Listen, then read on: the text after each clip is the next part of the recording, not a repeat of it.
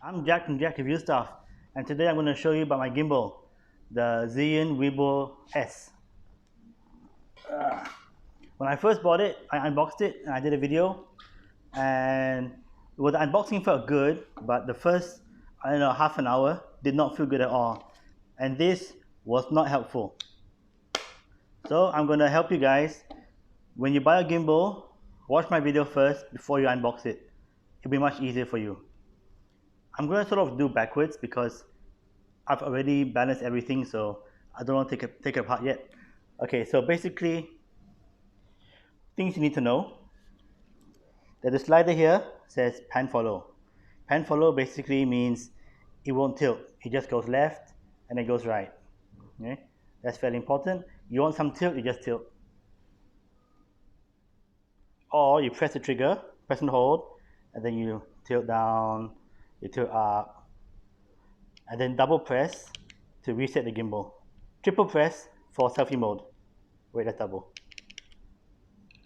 Hey, I'm Jack from Jack Review Stuff. Recommended that for selfie mode, use, what's it called? Eye detect, and for non-selfie mode, use manual focus with focus peaking. Okay, power-wise, how long does this gimbal last? No one knows, but it's got like magical battery life where if it's full, it stays full forever, and once it starts going down, it goes down very fast. So charge your gimbal before you use it. Camera battery. Okay, I initially planned to use my grip because if you have a Fuji XT3, you know that the battery grip gives much more power. But then the battery grip kind of was sliding around in my mount, so I thought, okay, I just buy 3 extra batteries from Lazada online shopping. So how to change battery? First, stop recording, and the clearance is good. That's the thing. There's enough clearance to change battery, which is fantastic. In fact, why have a battery grip when you can just use this? The battery door is removable, but I don't recommend doing that because you will lose it. I lost mine for a couple of days. What else do you need to know? Okay, something very important. This grip isn't very big. Okay, so you want to double press this. Key lock. Locks everything. Because all these extra functions, yeah, where's this? All this thing here, this is for Canon and Sony cameras. Fuji, you can't really use that. Anyway, it's okay, just keep it simple, right? So this one, I recommend putting up here. Good ergonomics. This has a lock, okay? Now the arrow says slide to the side, right? No, it's an up-down slider. Why it says to slide to the side, I don't know. So see the holes here? Yeah, this is what locks it to there. What you do?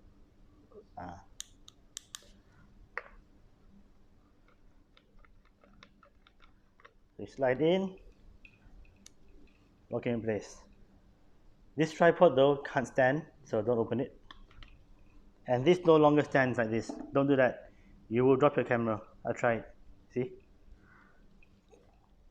Okay, what else we know? Okay, turn it off. Okay, there's a slider I said, pan follow. So it's pan follow up, and then press and hold for all follow. Okay. Down is for lock. And don't worry about the function button. We don't mess with functions. Press and hold. Turn off. Okay, now we talk about how to lock the gimbal. Okay, there are locks on the gimbal. We start from here, this one. Don't worry about where to put the arm. Put somewhere near the locking position and move the lock. Then it will slide in place. Hit a click, just slide in place. Same with this one. Hold first before you lock it. Unlock. Then lock it here. That's locked. Then one more is here. Lock it, then slide it in. Okay. Now we have this plate, which took me a while to figure out. You want to press the silver button to unlock the plate. All these other ones are for adjusting the balancing. Okay, so unlock this. Put it here. Okay.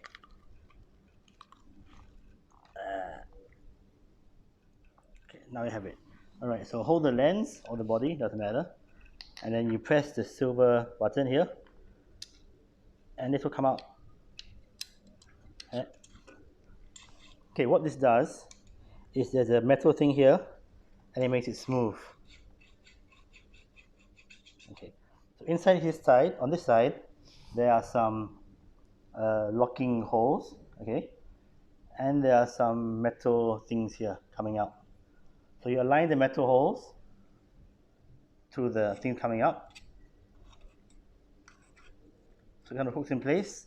You press the metal silver thing, the button, and it locks in. Okay, just like this. Now, you may see on YouTube that it slides in. No, it doesn't really slide in. Okay, now this part. This is smooth here. Okay, this one has something coming out. Okay, the part that's coming out is the part under your lens.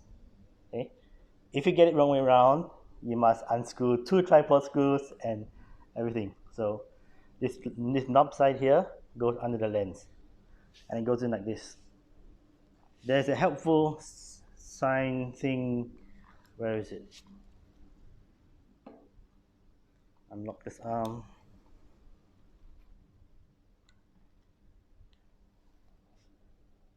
No. Okay, back. Ah, here it goes. This side up, or maybe this side up. Okay, that's very helpful. And this is even. If that's upside down, or that's not pointing up, you got it wrong way around.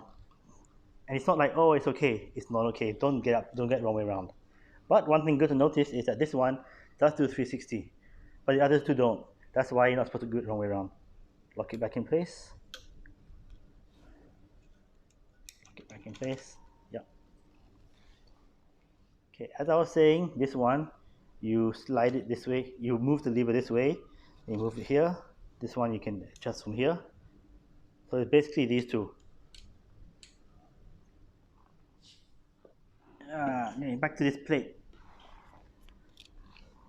You can use a coin for these. Try and make a note. The last one, if you have an XT3 with 16 to 50 f2.0 lens, this one goes to the end, and this one will be around 3. Okay, but these you can't adjust. It's at fixed length anyway. So once this goes to the end, this will be fixed here.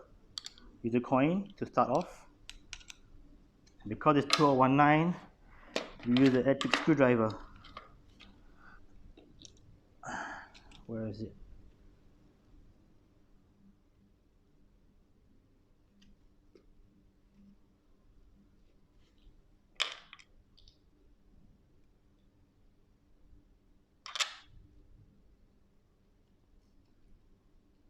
What?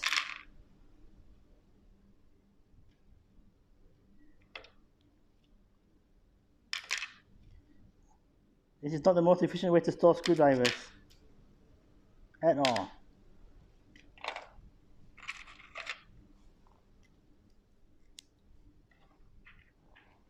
And put it out of the way. Okay, the main plate.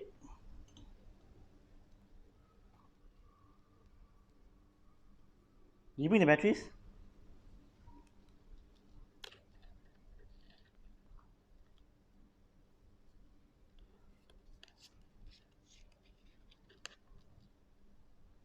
Damn it! Okay, fine. We're back in the dark ages where we use coins and manually unscrew.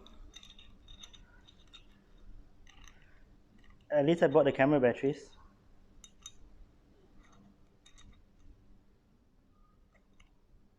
So this is so old school. I'm using a coin.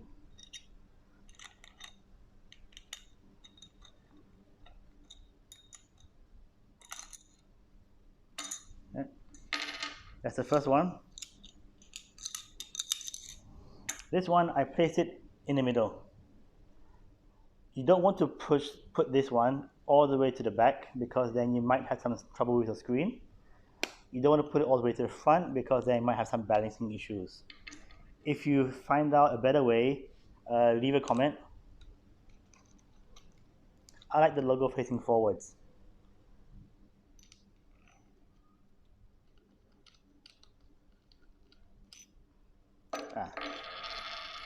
Okay, we're back to square one.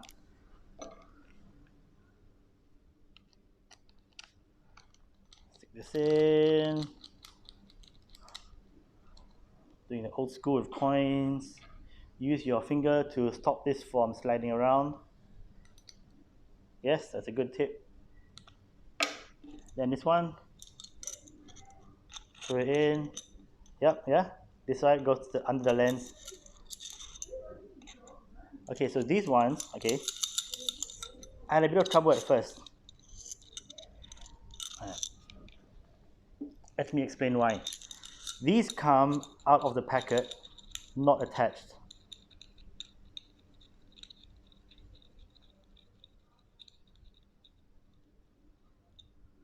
I don't know why.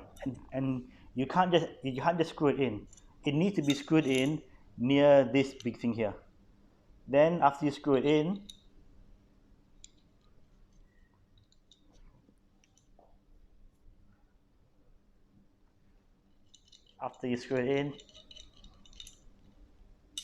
then it can move.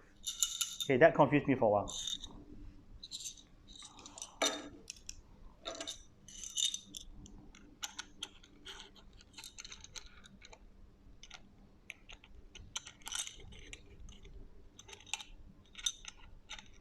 I really hope that Zhiyun will work with Peak Design so that this could be the capture clip instead of pissing about with 3 thumb screws. Okay, just now, as I said, right to the end.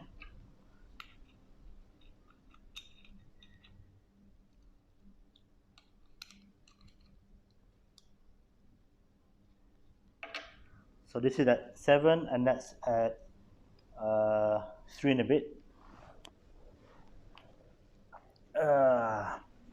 Okay, follow this clip, 2 holes here, the 2 holes there.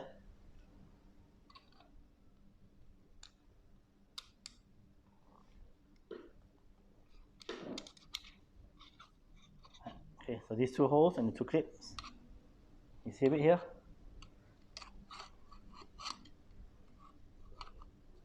It looks like a slider, but it's not. And you press this one at the end to get it clipped in. Okay, so what are the settings? The bottom one is set to about 3, and the side one is set to, what's here? Side one is set to maybe 4.5, more than 4.5. So that's a good place to start if you're not sure where. You balance this when the gimbal is turned off. You unlock the arms. I'm going to start with this one, unlock. So balance basically means, see, this is balance, more or less. If it wasn't balanced, it would be either tipping forwards or tipping backwards, like this. Okay, if it goes straight up, it's too heavy. If it goes straight down, it's too heavy as well. It needs to be sort of balancey, halfway kind of thing. Okay, I'm going to lock this back. And where's the other one? What's this? I've done this arm. Now I'm going to do, no, I've done this one. Then I need to do this one? No. Any more? Can't see. Can't be just one.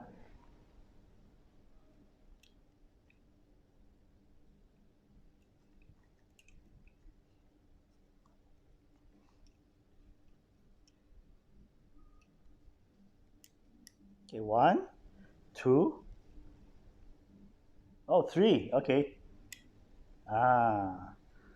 Okay, so this one does this axis. Okay. You adjust from this part here. Okay. So if you adjust this too far to the right, it will go this way. Too far to the left, it will go that way.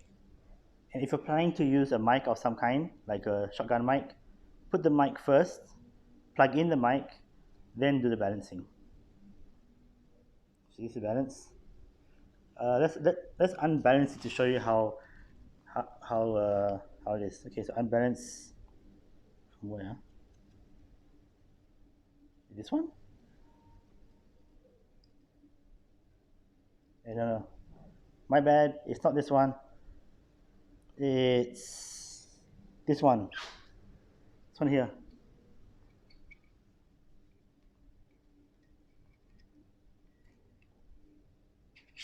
Okay. Now it's unbalanced. Hey. And now it's unbalanced the other way. Hey. So just now I said it was something somewhere around 4.5.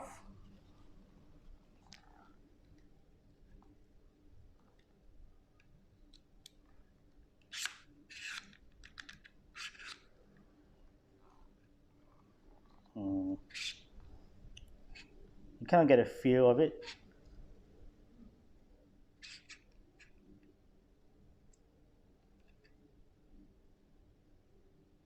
Yeah, that's more or less right. Let me slide it back. I go from the other point of view. You see this one? Where is it? This one here. This is for left and right.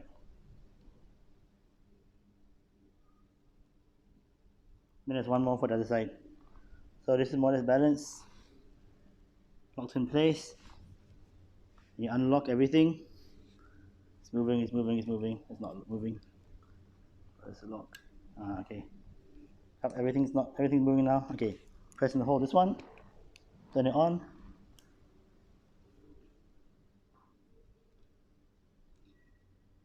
There we go. You turn the camera, start recording, and then the clapper for sound syncing. A quick thing about settings. I'm in Malaysia. Malaysia and UK is power system. The electrics is 230 volts at 60 hertz. 50 hertz. Malaysia is 240 volts at 50 hertz. America is 110 at 60 hertz. For some reason, we don't see many UK YouTubers on YouTube. You see more Malaysian and more American. So all the American YouTubers will say 60 frames per second or 30 frames per second. If you do it in Malaysia or UK, you get those lines and flickering. Here you need to use 50 frames per second or 25 frames per second. 30 is okay lah. 50 frames per second, and the shutter speed will be 1/50 or 1/100. Don't care if they say 1/60, just do 1/100 and 1/50. Subscribe. Stop recording? Start recording. Wait, What do you mean start? Wait. You're joking, is it?